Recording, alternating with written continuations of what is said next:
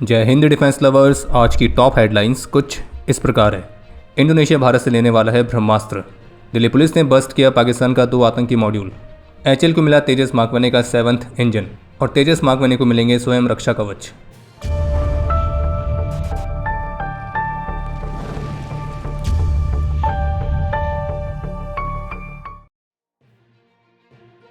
तो जैसे कि उम्मीद जताई गई थी कि भारतीय प्रधानमंत्री श्री नरेंद्र मोदी की इंडोनेशिया विजिट के दौरान भारत और इंडोनेशिया महत्वपूर्ण डिफेंस डील्स को साइन कर सकते हैं और जिसमें ब्रह्मोस मिसाइल डील की बात खास तौर पर की गई थी। लेकिन लेटेस्ट अपडेट यह है कि ब्रह्मोस के अलावा इसमें भारत की स्वदेशी अस्त्र एयर टू एयर मिसाइल ने वाइल्ड कार्ड एंट्री करी है। कहने का मतलब यह है कि भारत और इंडोनेशिया के बीच जो डिफेंस डील साइन हुई है उसमें ब्रह्मोस मिसाइल के एक्सपोर्ट के अलावा अस्त्र एयर टू एयर मिसाइल के एक्सपोर्ट की डील भी शामिल है और ये अस्त्र मिसाइल का पहला एक्सपोर्ट ऑर्डर होने वाला है। और इसी एयर टू एयर मिसाइल की डेवलपमेंट और डिफेंस मैन्युफैक्चरिंग के लिए भारत डायनेमिक्स लिमिटेड ने इंडोनेशिया की रिपब्लिक ऑफ के साथ एग्रीमेंट साइन की है। रही बात ब्रह्मोस मिसाइल वाली डील, तो $200 मिलियन की वैल्यू पर लगभग ब्रह्मोस सुपरसोनिक क्रूज मिसाइल्स की 2 बैटरीज इंडोनेशिया को सप्लाई की जाएंगी। और वैसे इंटरेस्टिंग बात यह है कि ब्रह्मोस और अस्त्र के नामों को मिलाया जाए तो बनेगा ब्रह्मास्त्र। तो आप ये भी कह सकते हैं कि इंडोनेशिया को भारत से ब्रह्मास्त्र मिल रहा है। और भारत और इंडोनेशिया के बीच कॉपरेशन को बढ़ावा देने के लिए जो महत्वपूर्ण डिफेंस एग्रीमेंट साइन हुए हैं तो उसमें ब्रह्मोस और अस्त्र के अलावा महत्वपूर्ण डिफेंस टेक्नोलॉजी ट्रांसफर और मैरीटाइम सिक्योरिटी कॉपरेशंस तो ये भी मुख्य रूप से शामिल है। और फिलीपींस और वियतनाम के बाद अब इंडोनेशिया ब्रह्मोस मिसाइल का तीसरा फॉरेन कस्टमर बन चुका है। इसके अलावा दोनों कंट्रीज ने क्रिटिकल मिनरल्स में अपने कॉपरेशन को मजबूत करने के लिए भी MOU साइन किया है, जो कि defence manufacturing, batteries, semiconductors, aerospace industries इन सभी के लिए बेहद ही जरूरी होते हैं। भारत की steel authority of India limited Indonesia की क्राकाटाओ स्टील के साथ स्टेनलेस स्टील्स की मैन्युफैक्चरिंग के लिए जॉइंट वेंचर भी स्टैब्लिश करेगी। दोनों देश maritime security, coast guard coordination, Indian ocean security, freedom of navigation, Indo Pacific strategic cooperations इन सभी क्षेत्रों पे अपने कॉपरेशन को एक्सपेंड करने के लिए सहमत हुए हैं।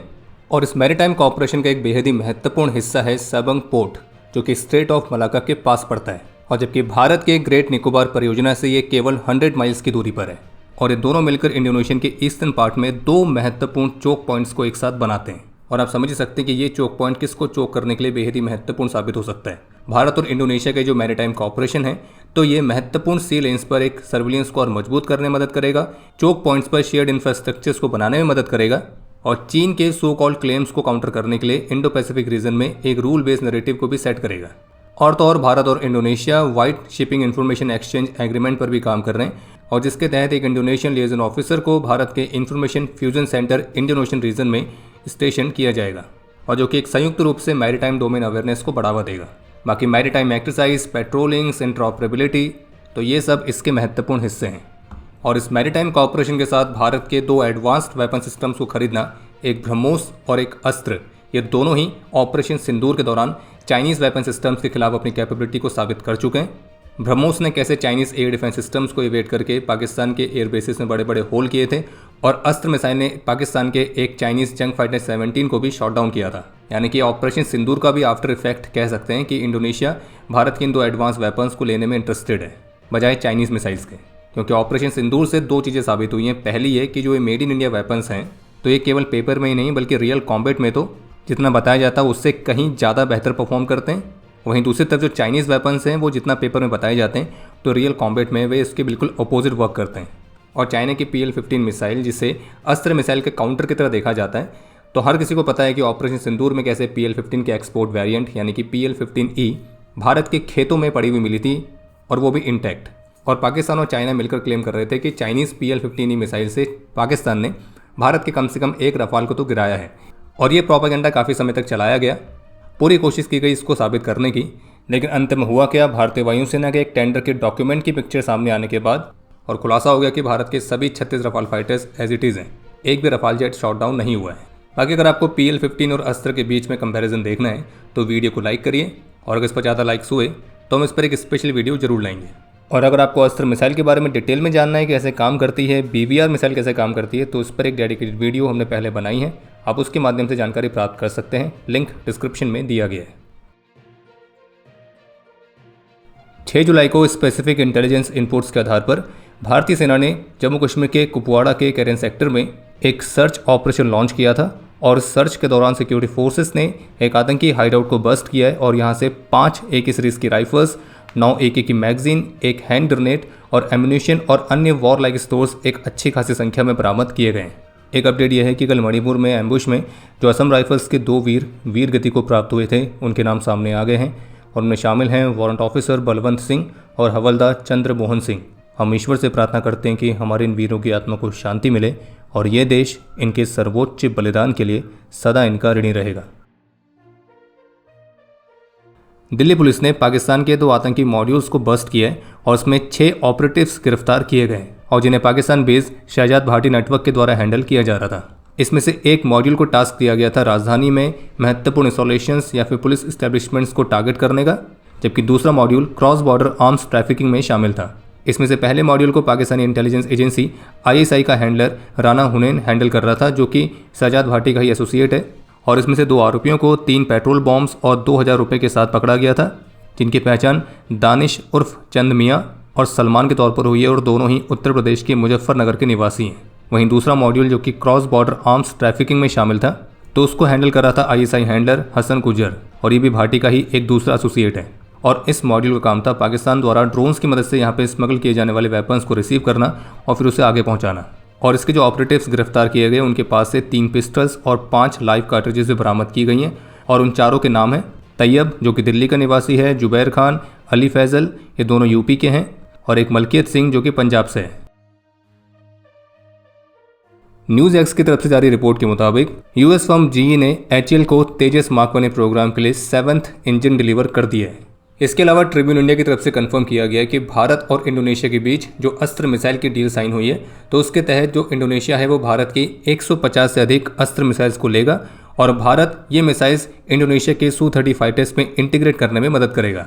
और जबकि भारत के पास ऑलरेडी इन एयरक्राफ्ट के मिसाइल सॉफ्टवेयर और हार्डवेयर इंटीग्रेशन को सपोर्ट करने के लिए एक मौजूदा टेक्निकल फ्रेमवर्क है। इसके अलावा कुछ ऐसी रिपोर्ट्स भी देखने को मिली हैं कि भारत का जो स्वदेशी स्वयं रक्षा कवच नाम का इलेक्ट्रॉनिक वॉरफेयर स्वीट है, तो तेजस मार्क 1 प्रोग्राम के लिए इसकी डिलीवरी इसी वर्ष से शुरू होनी है।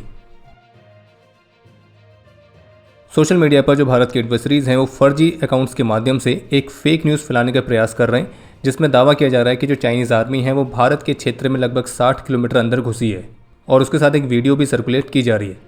लेकिन भारत की तरफ से ऑफिशियली कंफर्म किया गया कि ये क्लेम पूरी तरह से फेक है और जो वीडियो सर्कुलेट की जा रही है तो वो भी अनरिलेटेड है और भारत चीन बॉर्डर से नहीं है। वहीं इसके अलावा भारतीय सेना की फैक्ट चेक टीम के ऑफिशियल हैंडल ने भी पाकिस्तान के प्रोपेगेंडा हैंडल्स के प्रोपेगेंडा को बस्ट किया है और ये सामने आया कि कई ऐसे सोशल मीडिया हैंडल्स हैं जिनको देख के आपको शायद ये लगे कि वो पाकिस्तान के नहीं बल्कि भारत के यूज़र्स हैं, लेकिन एक्चुअल में वो सारे पाकिस्तानी प्रोपेगेंडा हैंडल्स हैं। अगर आप उनकी लोकेशन चेक करेंगे तो उससे आपको मालूम पड़ भी जाएगा और वे सभी इंडियन यूज़र्स का भेस बनाकर फेक न्यूज़ फैलाने का प्रयास कर रहे हैं। एक फेक न्यूज़ ये फैलाई जा रही है कि कुपवाड़ा में एक आतंकी हमला हुआ है जिसमें कम से कम 8 भारतीय सेना के सोल्जर्स की जान गई है और इस फेक न्यूज़ के साथ कुछ पुरानी इमेजेस भी शेयर की जा रही हैं। तो भारतीय सेना की फैक्ट चेक टीम ने कंफर्म किया है कि ये क्लेम पूरी तरह से गलत है, ऐसा कुछ भी नहीं हुआ है। बाकी कुपवाड़ा के कैरन सेक्टर में भारत की सिक्योरिटी फोर्सेस ऑलरेडी ऑपरेशन कर रही हैं, जो कि एक सर्च ऑपरेशन था, लेकिन इस तरह के कोई हमला होने की रिपोर्ट्स नहीं है, ना ही कोई कैजुअलिटीज़ की रिपोर्ट है। बाकी पाकिस्तान की प्रोपेगेंडा विंग ISPR की तरफ से एक ऑफिशियल स्टेटमेंट देखने को मिली है, विशेष रूप से इंडस वाटर ट्रीटी को लेकर, जिसमें उनका कहना है कि पाकिस्तान के हिस्से का जो पानी है तो वो उनके लिए उपलब्ध रहे, इस बात को सुनिश्चित करने के लिए पाकिस्तान की मिलिट्री सभी तरह के उपाय करेगी। खैर, उपाय तो पाकिस्तान को करना पड़ेगा ही और उन्हें अभी से सोचना चाहिए कि वे अपने साथ साथ अपने लोगों के लिए इतने सारे नैपकिन का इंतजाम कहाँ से करेंगे। वैसे अगर नैपकिन का इंतजाम ना हो पाए पैसों की कमी के कारण, तो पाकिस्तान चाहे तो मिट्टी का इस्तेमाल भी कर सकता है, वो तो उसके वहाँ बहुत है। खैर, बाकी तो आप समझ गए हैं। वैसे कि आप जानते हैं कि आज का जो ये दिन है 7 जुलाई वाला दिन, तो इस दिन को पाकिस्तान हर साल अपने उन सोल्जर्स को श्रद्धांजलि देता है जो कि कारगिल कॉन्फ्लिक्ट में मारे गए थे।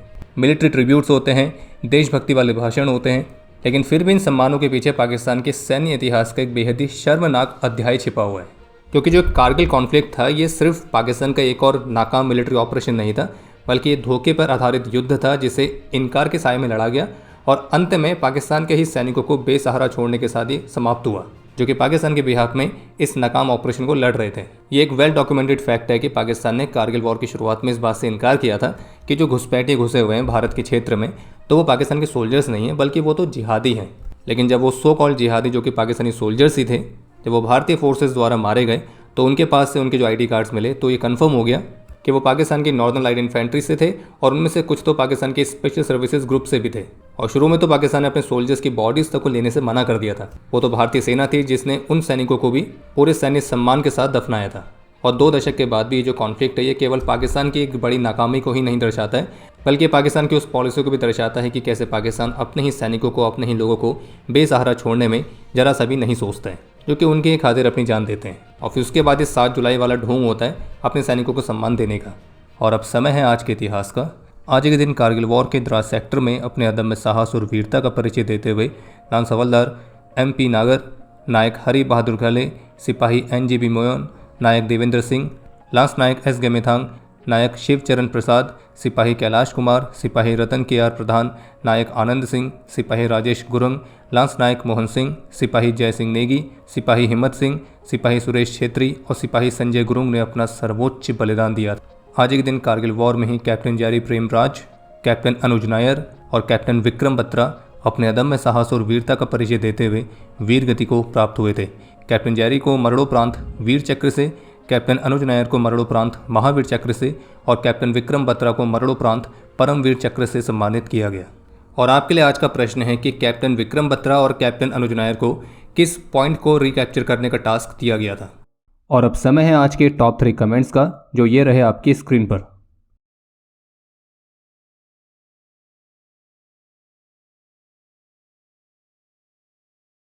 उम्मीद है आपको आज का एपिसोड पसंद आया होगा।